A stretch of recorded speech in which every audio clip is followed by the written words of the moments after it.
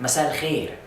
Right now I want to talk with you about a special category of nouns that takes special modified case endings in formal Arabic, what we refer to in Arabic as Mamnuu3 min as-Sarf. Sometimes we call these Diptotes in English. If you've studied Latin or Greek and that term means something to you, then wonderful. If not, just go ahead and think of it in Arabic as Mamnuu3 min as-Sarf. In this video, I'm assuming that you have a decent grasp of how case endings work regularly in formal Arabic, and if not, we have other videos that we can go back and watch if you feel you're in need of a refresher.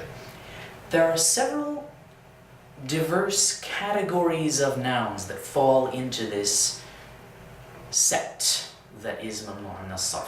One of those categories is many, really, plural patterns, broken plural patterns, jam'at taksir.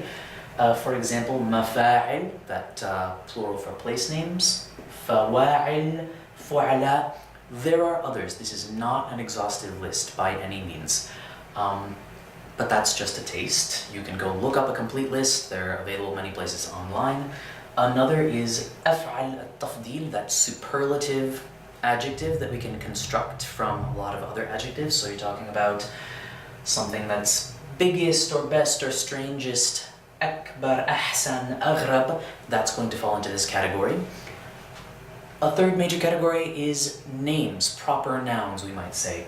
All feminine names fall into this category, so Karima, Samira, Latifa, etc. All place names with a couple of exceptions. Anything that starts with an L, like El-Urdun, or anything that ends with the feminine plural ending at, like Al-Imarat, the Emirates, those are not going to fall into this category. And many masculine names except for those that are also regular adjectives, things like Hakim, which means wise but is also a man's name, or Farid, which is a man's name that means unique. Those are not going to fall into this category, but names like Ibrahim, Adam, Nuh, that aren't adjectives and that are often from other languages originally, those are going to be in this pattern. Now you might be thinking to yourself, gee, this is a very random, disparate collection of nouns that are suddenly falling into this exceptional category, and you may have a point. However, the important thing to remember is that as an advanced learner of Arabic, it's unlikely, unless you're composing your own poetry in classical Arabic meters, or unless you're preparing a speech or a sermon that's going to be read aloud in a very formal context, it's unlikely that you're going to need to apply these rules every day in your own personal production of Arabic for communicative purposes. But the important thing as advanced learners is that when we encounter a fully vocalized text with these exceptions, that we don't allow it to trip up our understanding. And as you'll see, the exception, such as it is very, very slight. It's the sort of thing that your eye might cross over without even noticing.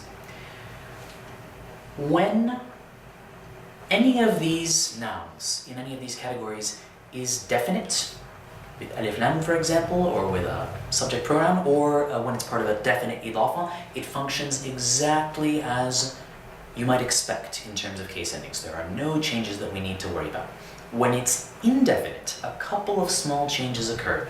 First of all, an indefinite noun in one of these categories is never going to take tanween, right? That un or an or in ending that we come to expect on an indefinite noun in a fully vocalized text.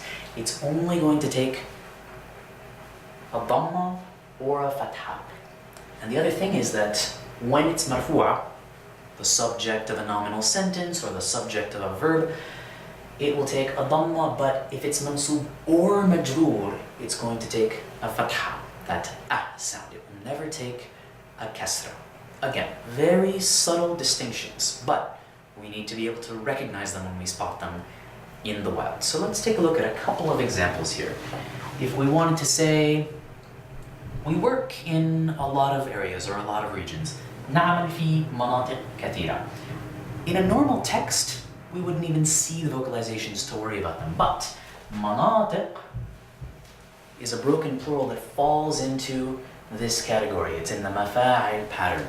So I need to start thinking, if I'm going to read this text aloud with all of its case endings, I have a fi here, which means it's majroor, so I might be tempted to give it that in ending. That would be normal, but because it's in this special category, mamnuu' min as-sarf, I'm just going to give it one fatha. And then the adjective kathira takes normal i'rab. So I'm going to say مناطق كثيرة. Another example. ولد في مصر. He was born in Egypt. Now, that's a place name, Masr. And it doesn't have alif lam, and it doesn't have a feminine ending at. So, again, I have this preposition, this harf jar, fi. But I'm going to need to add a fatha there instead of kasra tanween in order to comply with this rule, with this exception. Another example, كانت أختي طويلة لكني أصبحت أطول منها. Here we have أطول, and it's the object, the khabar of the verb أصبح. So ordinarily, since it doesn't have an alif lam, I might be tempted to give it tanween, but because it falls in this category, I'm just going to add one fatha. أصبحت أطول منها. Finally, remember again that if any of these nouns in these categories are definite, they take normal case endings, normal i'rab. So in this sentence, for example, جلسوا مع زملائهم في المقاعد الكبيرة. زملاء also falls into this plural pattern, but because it's definite with that pronoun suffix, it's going to take its regular case ending. So we have the preposition ma'a, so I'm just going to add the kasra here, مع زملائهم. في المقاعد, in the chairs, مقاعد, just like مناطق, falls into one of these broken plural categories, but because it's definite, I can go ahead and apply normal case endings. في المقاعد الكبيرة.